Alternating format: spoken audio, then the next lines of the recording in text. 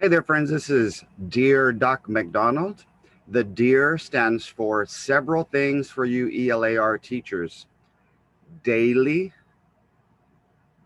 editing, extended, essay and response, reading and revising, doc. Doc is the D, how much the paragraph or passage is developed. The O is how is it organized? What purpose is the passage? What is the structure of the paragraphs and passages?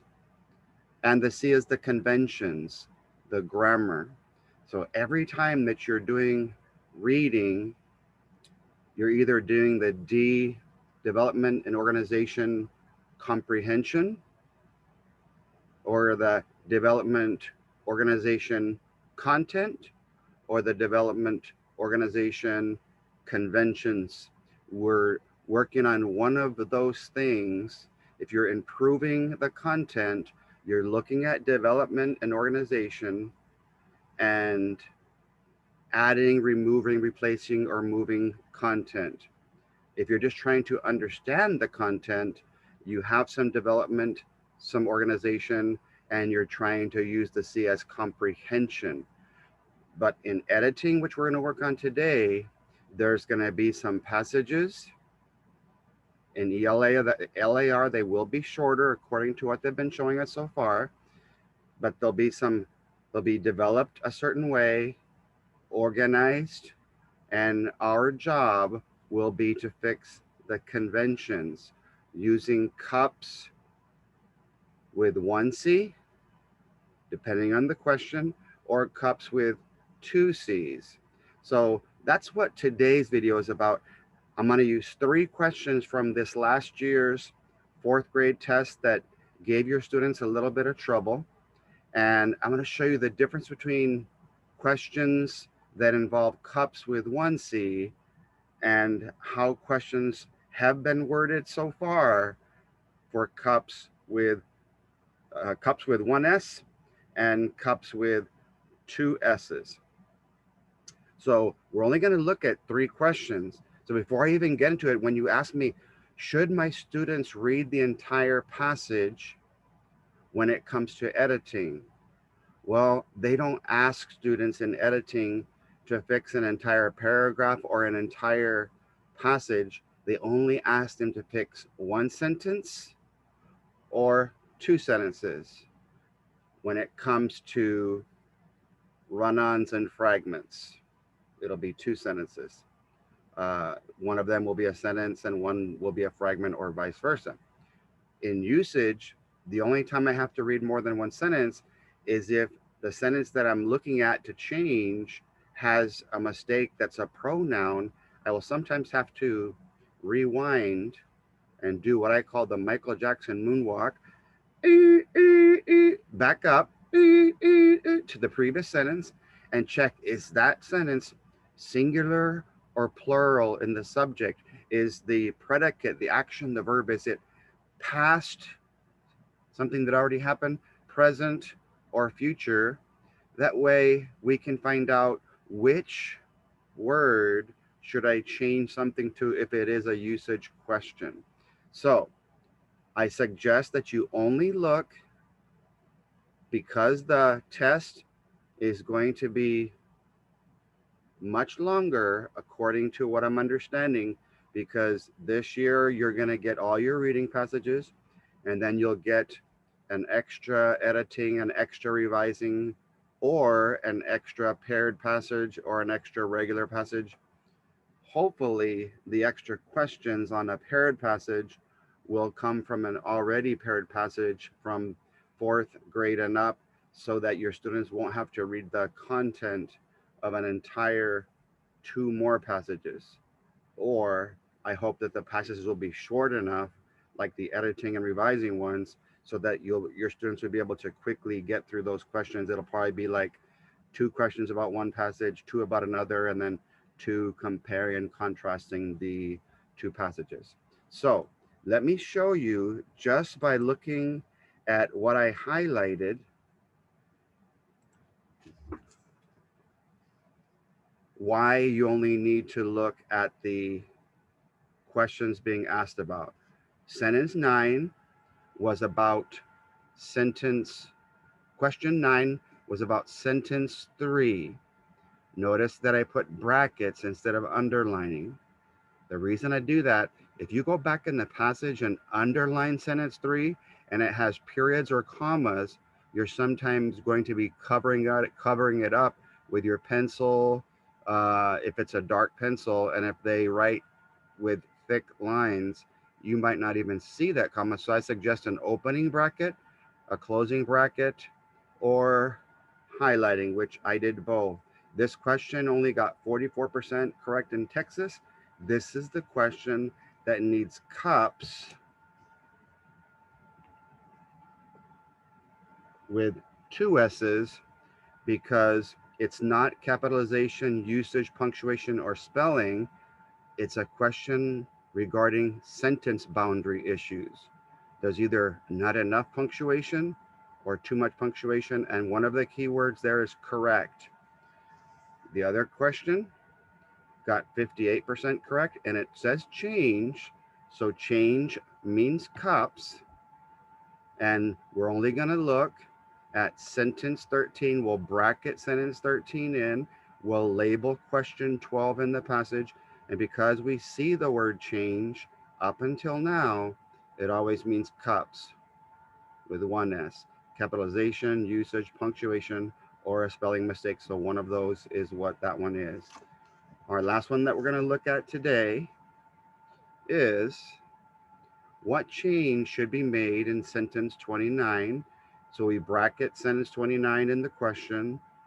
We write Q15 to make sure we don't get sentence numbers confused with question numbers. And as soon as you saw that word change, you can underline it. We will label, mark sentence 29 this way, and then we'll label the word CUPS, remind ourselves it's a capitalization, usage, punctuation, or spelling mistake. And as you can see, only 50% of the students in Texas in 4th grade got this question correct. And so I'm going to show you a way how to go from the 40s and 50s next May for editing questions to the 60s, 70s, 80s, 90s, and even perfecting these questions.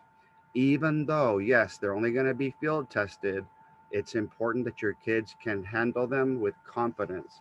So because we're only looking at 3 sentences, 3, 13, and 29, that's all I highlighted in the passage. There's 13, question 12,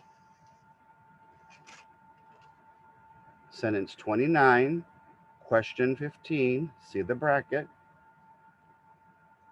And there's a reason why I extended beyond the question the sentence they were asking about, and we'll talk about when we get to that problem. And the only other one in the passage that we're going to actually look at, there were more questions, but I just want to work on the ones that gave your kids the most trouble.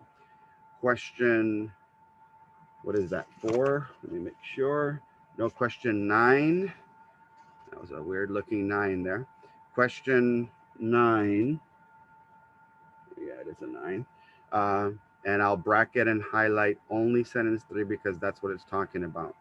Okay, so let's go ahead and take a look at how to figure out the difference between CUPS with 2 S's and CUPS with 1.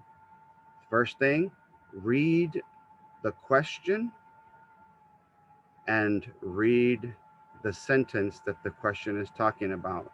And every time it has the CUPS with 2 S's, when it says the word correct or best right here, if it says sentence, that's singular, what they're telling you is the way to correct that sentence is that it's either an RO, a run-on, or an F, a fragment.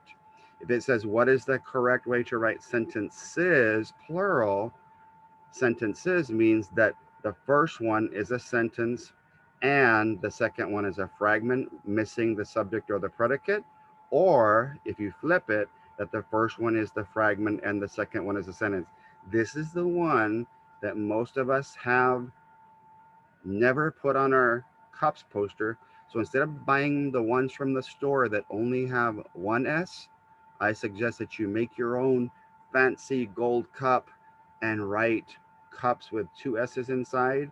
And I would really suggest that you write cups with two P's, because not only is punctuation important, but penmanship. If we're going to be having open-ended answers, then the penmanship and the way we print, the way we put our letters into the computer is going to be important, so that our spacing between words is correct with one space, and our spacing between sentences is correct with two spaces after a period, exclamation, or question mark.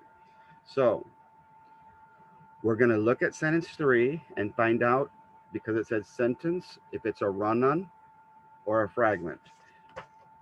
And as you can see, more than half the kids got the question wrong. So something is not being done. And what I'm going to say is this right here. When your kids test solo, if they read silently, they won't hear the punctuation, the sentence boundary problem. But if you trained them to read loudly in class and group settings and softly with a partner or by themselves, that means they physically have to open their mouth and hear the sentence. And you can either use whisper phones, or you can just whisper so softly that you can hear yourself. And if your students just refuse to read softly, which some kids will, well, if that's your strategy, then you should take away some points, because you have to have rules, rewards, and consequences. If they're not going to do it verbally, then they have to do something kinesthetically when they get to that punctuation that's right there. Okay? So let's go ahead and read. Watch me in the corner, because this is editing. I have to do some kinesthetic movements to help me remember what the sentence looks like and sounds like. Starts with a capital. Capital. Some people, plural, search inside a twisting model of the human brain, comma. My brain made me pause, speaking of brains. So that comma probably should have been a period, and all they had to do was put a period and change that to a capital. That was the simplest thing the kids had to do. But because they're not paying attention, because they're reading silently, they read it by sight reading and don't realize that there's a run-on right in the middle of the sentence. Others walk past rows of wooden towers that stand like soldiers in a field, period. And so you notice that I circled the comma here. The comma, if you look at my hand right here, I want to bounce a comma on a table, a short bounce for a shorter pause, and I would bounce a period all the way down on the floor, a longer bounce, because the sentence is finished. So we can write on the side, we know that the problem with this sentence is that it's a run-on. So we've got to fix the question so that we can see what is the correct way. Let's try A, and every time that you have some choices that involve run-ons and fragments, sentences and fragments, circle all the punctuation and either verbalize them, verbalize the capitalization, or do it kinesthetically where you can bounce the imaginary balls. Capital. On the real test, your students are allowed to make kinesthetic movements in their little box, in their little desk, where they're not disturbing anybody, where they can pay attention to capitalization and punctuation the way that I'm showing you. As long as they're reading softly as a whisper through their whisper phones, that's an accommodation that's allowed for everybody. Capital. Some people search inside a twisting model of the human brain, period. Capital.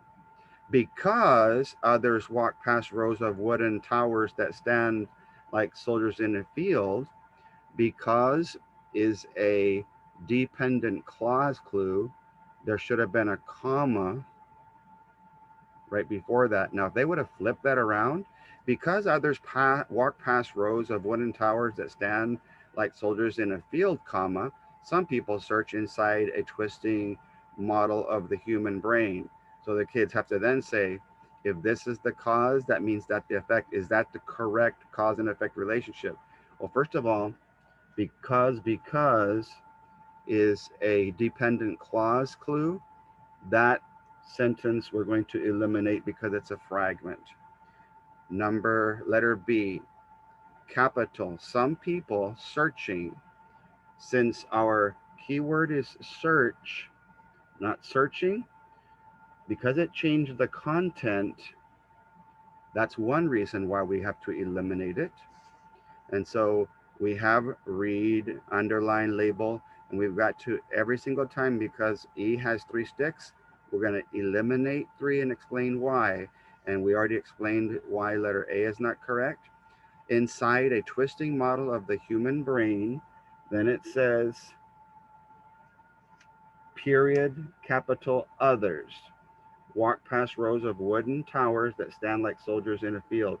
So this one looks exactly like the corrected way, but if your students don't realize that the content was changed from search to searching, it would be like saying, I'm going to grab this puzzle piece from a different puzzle and try and put it into this puzzle and cram it in there. Well, because searching was not in the passage sentence, you can't put it into the question sentence, because we're not revising, we're we're doing run-ons and fragments. So don't change the content when you're checking for run-ons or fragments. So we will eliminate letter B. Letter C, capital. Some people search inside a twisting model of the human brain, comma, and. So this is going to be my independent clause, followed by a comma and what we call a fanboys, for, and, nor, but, or, yet, so. As long as the rest of it is another independent clause, we're good. Others walk past, period. Rows of wooden towers that stand like soldiers in a field. Because of that period, if I would have just said this out loud, others walk past rows of wooden towers that stand like soldiers in a field, it sounds great, but it doesn't look great, because they put a period, they put a stop sign right in the middle of that second part of the coordinating conjunction. So we're going to eliminate that, because that last sentence got turned into a fragment because of the way it was written. Letter D, capital. Some people search, correct word, inside a twisting model of the human brain, period.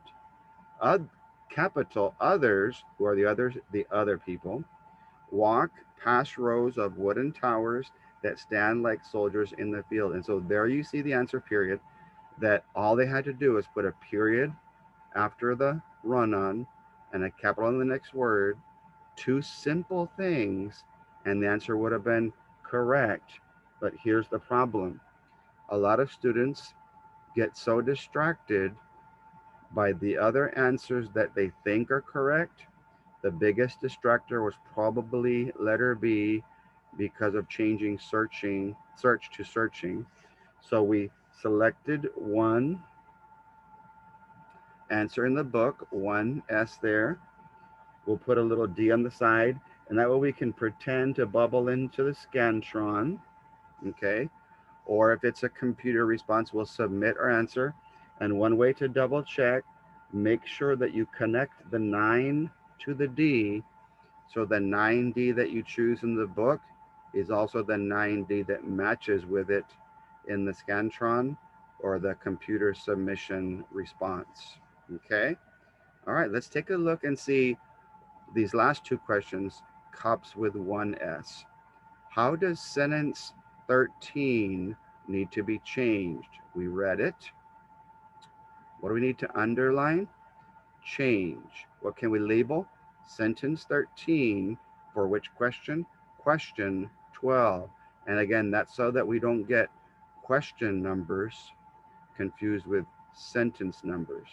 The state correct was 58%, so almost half of the kids got this question wrong. So my students would go ahead and label quotation marks at the beginning of a sentence. That would be a P for punctuation. Beautiful to beautiful. Since that's two different spellings, only one of them is correct, so I'd have to look it up in a dictionary. Delete the comma after place. I'm going to put a comma after place to remind myself that P is for punctuation, and sentence 13 does not need to be changed. No change.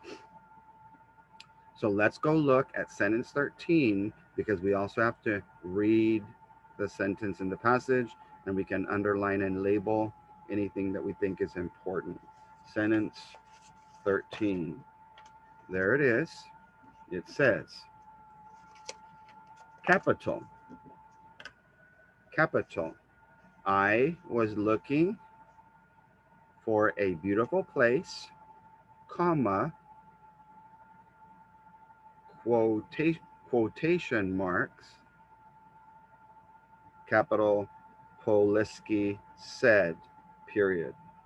For those of you that are not aware, that's the tag. When we're reading something and not hearing people talking, they have to put a tag that has the name of the person speaking or their pronoun and a said word.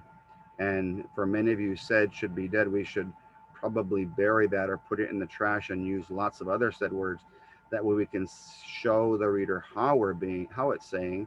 So we separate what is said with a comma by the tag in this situation. If it was emotional, I could have put an exclamation there. If a word like asked was there, I could have put a question mark. And I want you to notice I drew a mouth. When the person started talking, I drew an arrow because he wasn't done talking. The mouth continued. And so there is the stopping of the words. And if you see those quotation marks right there, at the end of my mouth, we sometimes have what we call dimples. And so I can tell that since they weren't talking in the previous sentence, they only started talking in this sentence. One of the things you're supposed to do, letter F says, and I put an F there, place quotation marks before I. Let's double check if I'm correct or not. Insert quotation marks at the beginning of the sentence. And this would be true. We think that's the correct answer because someone is speaking. When you check the dictionary, beautiful. Yes, my heart is full when things are beautiful, but your kids have to take a picture of the word beautiful to the point where they record a picture and they only see it with one L when they take one picture at a time. So the reason it's wrong, beautiful can only have one L. Delete the comma after place punctuation. Let's see where that one is. That was letter H. There's my little H, comma. If you delete the comma, you would not be separating what was said from who's saying it and their said word. And so you either need since the sentence is written this way, you either need a comma, an exclamation, or a question mark. So you can't delete the comma because you would be breaking a punctuation rule there.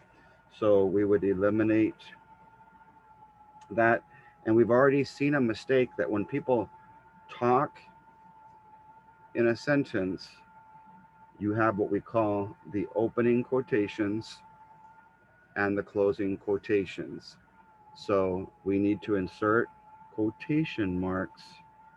And so if you think of it like this, when you start talking, you push play and record on your opening dimples on this side. Then you say whatever you're going to say. And then you have your closing dimples. And either in the front, you have your tag, the person who's talking, and the said word, or in the back. And so there's different rules depending on where the tag is. All right. So we're going to select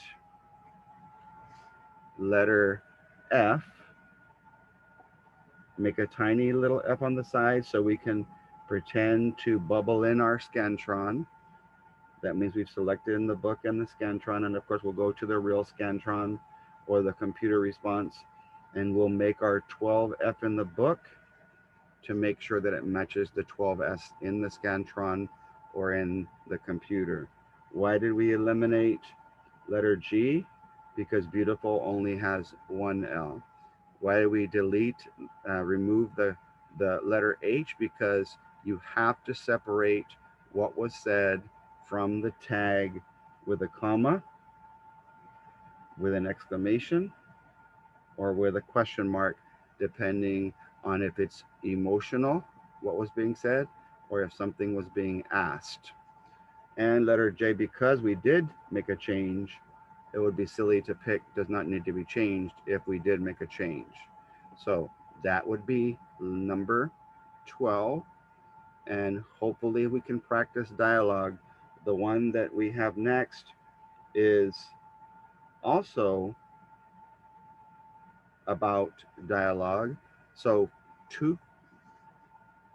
not two questions in a row, but two problems in a row, because I skipped from number 12 to number 15. That means 13 and 14 were about something else. But apparently they wanted to test your students' ability to check for dialogue in a sentence. It says, R, read, underline, and label the question. What change should be made in sentence 29? Underline change, make a bracket around sentence 29, and we're gonna label that it's Q number 15.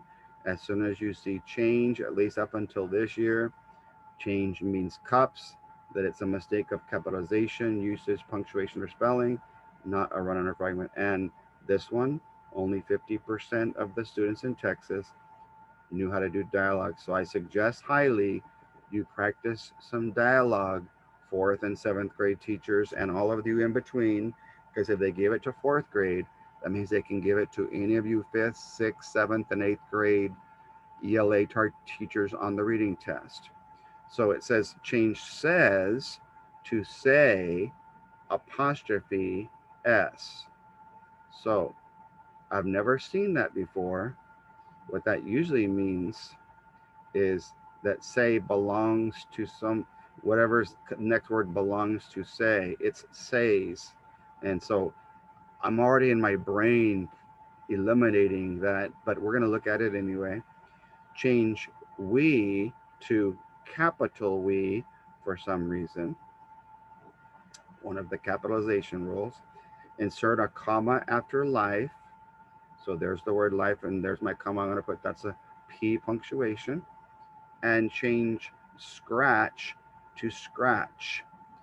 And a lot of times, if your kids spell phonetically, they don't hear the T. So your brain is going to have to get used to words that have a silent T, scratch. And I highly suggest you have them. Think of another example or two. Hatch. Even though I can't hear the T, it's there. So we can't have scratch without the T. So you'll do an extended moment, you'll do a teachable moment of instruction where you can think of a couple of TCH endings for words that follow that silent T rule. So we're going to find out, is our answer A, B, or C, because we've already eliminated D from my brain. If you can't use your brain, then the book you're allowed to use is called a dictionary. So I'm going to have to make sure I understand how to use the dictionary to use guide words, and scratch would be in the middle of two guide words that are listed at the top of the page. So let's look at sentence 29 and find out. Sorry, sentence 13. No, sentence 29. Oh, it's on this previous page. And I marked question 15 so I don't get them confused. You see the bracket. I see the closing bracket over here, and I'll explain why in just a second. All right, this time the tag is first. He, whoever he is, Poliski. So Poliski is the name of the person that they're talking about. And so I had to go back two sentences, but it doesn't matter. They weren't asking to change he. Our first choice was to change the lowercase we to a capital we. So here's what I call the five cuz. So listen carefully as I read them.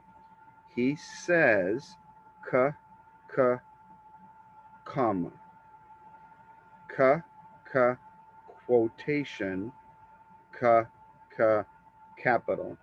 Whenever the tag is first, there's three k sounds that have to happen one after the other when you're having dialogue. And so since that's missing, that is the answer. We are fashioning this life from scratch, period. And some people might try to put some quotation marks there, but you're allowed to talk for more than one sentence. Capital, go, comma, find a stick, comma, and make something, exclamation, quotation. Since the person didn't start, Poliski didn't stop talking until after the second sentence, I don't need to close my mouth here. My mouth stays open. I continue talking. And so basically, what it would look like is sentence 29 and sentence 30 are inside the quotation marks. So you draw a mouth and you don't push play record until the beginning of sentence 29. Don't push stop until after sentence 30. So let's take a look at some of the other choices to find out why. Says, we have to own the next word. Let's try it. He says, apostrophe S, we. I can't own a we. So a lot of kids have this bad habit of anything that ends with an S, put an apostrophe. So if you remember what I taught you in another video, if you draw a wall, you've got to check and say, oh, is this someone talking in present tense, or does somebody own something? And since it's just someone talking in present tense, we can't fall for those tricks that will make us add apostrophe before everything that ends with an S. There's our, we'll eliminate that one. There's our capitalization because we said k, k, comma, k, k, quotation, k, k, capital, we. The three k's that happen right in a row when you're having dialogue. Insert a comma after life. Let's find out why we wouldn't want to do that. We are transferring this life from scratch. Whenever you're saying how you're doing something, you don't need to separate it from with a comma. If you're telling me how you're doing something and the how is in the front, sometimes we would put a comma. Let me give you an example of that. In a very careful manner. How? In a very careful manner, comma. We are fashioning this life from scratch. So since I don't have a how phrase, an introductory phrase that has four words or more, I don't need to put a comma The how would have to be in the front and a little bit longer technically if you want to use a comma to separate how you do something from what you're doing. So we're going to eliminate